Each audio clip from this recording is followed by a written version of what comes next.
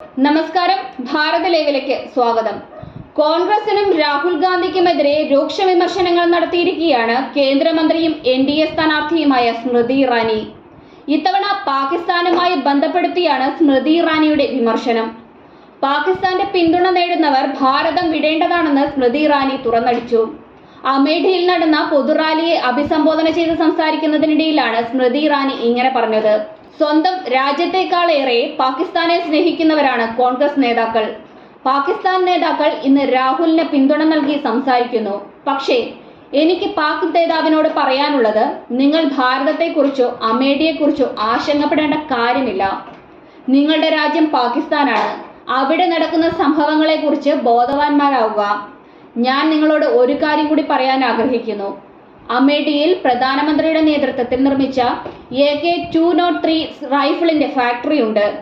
ഇവിടുത്തെ റൈഫിളുകൾ അതിർത്തി കടന്നെത്തുന്ന പാക് ഭീകരരെ കൊല്ലപ്പെടുത്താൻ ഉപയോഗിക്കുന്നു. അതിനാൽ പാകിസ്ഥാനിലെ നേതാക്കൾ സ്വന്തം രാജ്യത്ത് നടക്കുന്ന കാര്യങ്ങളെക്കുറിച്ച് അവബോധം സൃഷ്ടിക്കാൻ ശ്രമിക്കുക. ഇത് അമേഠിയാണ്. ഇവിടെ ആര് ജയിക്കണമെന്ന് ജനങ്ങൾ തീരുമാനിക്കുമെന്നും സ്മൃതി ഇറാനി പറഞ്ഞു. ലോക്സഭാ തിരഞ്ഞെടുപ്പിനിടയിലാണ് രാഹുലിനെ പിന്തുണച്ച് പാക് നേതാക്കളിൽ ഒരാൾ രംഗത്തെത്തിയിരുന്നത്. പാകിസ്ഥാനുമായി രാഹുലിന് ബന്ധമുണ്ടെന്നും ഇത് നാടിന് ദോഷം ചെയ്യുമെന്നും സ്മൃതി ഇറാനി വിമർശിച്ചു. രാഹുലിന് പാകിസ്ഥാനിൽ നിന്ന് ലഭിക്കുന്നത് വൻ പിന്തുണയാണ്.